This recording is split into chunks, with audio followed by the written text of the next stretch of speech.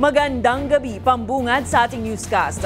Umani ang isang dayuhang vlogger ng pagkainis ng mga Pilipino matapos itong mamerwisyo at mambastos sa Bonifacio Global City sa Taguig.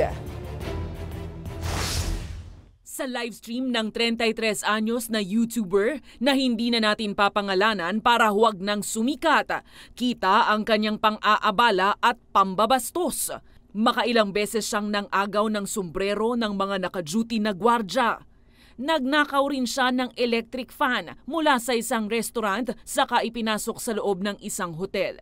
Nagbanta rin siya sa isang babae na nanakawan, sabay minura ito pagkatapos. Para makatakas sa pinaggagawa, kinuntsaba niya ang kasamang kumukuha ng video na sabihin sa mga gwardya na siya ay may problema umano sa pag-iisip. Ayon sa Taguig City Police, maharap sa unjust vexation, theft at attempted theft ang naturang vlogger. Samantala, nagpaalala naman ang Bureau of Immigration sa mga dayuhan na sumunod sa batas sa bansa.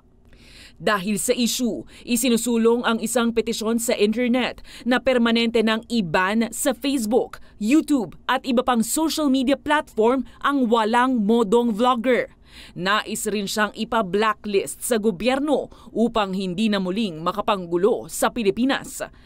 Mababatid na ilang beses nang nanggulo ang YouTuber na ito, kabilang sa Boracay noong Marso, maging sa California, USA at sa Giza, Egypt noong mga nakaraang taon.